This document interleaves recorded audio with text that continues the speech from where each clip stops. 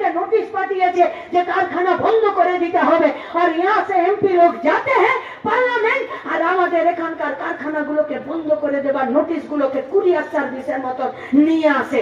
আর যখন ওখানে বিল পেশ হয়, সেই বিলের উপরে যখন সেখানে আর্গুমেন্ট হয়, বিলগুলো যখন আইনে পরিণত হয়, তখন এই পশ্চিমবঙ্গের তৃণমূল কংগ্রেসের এমপিরা তারা কি করে বলে, আমরা তখন পার্লামেন্টের বাথরুমে পেচ্ছাপ করি,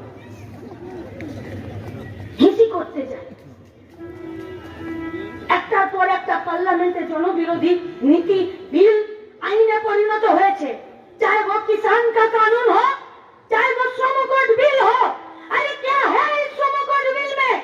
8 घंटा एक मजदूर काम करते थे, आज के वही मजदूर के 8 घंटा परिवर्ते 12-16 घंटा काज करते होंगे।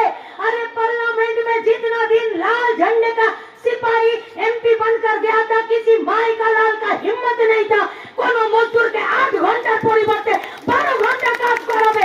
আর তোমরা পশ্চিমবঙ্গ থেকে তৃণমূল কংগ্রেসের এমপিদেরকে পাঠালে, যখন এই শ্রম কোড বিলটা যখন আইনে পরিণত হচ্ছিল, তখন এরা বললো যে পশ্চিমবঙ্গে দিদিমণি অনেক পায়খানা পেচ্ছাপ করার জায়গা উদ্বোধন করেছে, কিন্তু আমরা এখানে সেটিং এ চলি বলে যখন বিল পাস হয়, আইনে পরিণত হয়, তখন আমরা বাথরুমে চলে যাই। পশ্চিমবঙ্গে বাথরুমের অভাব আছে গো।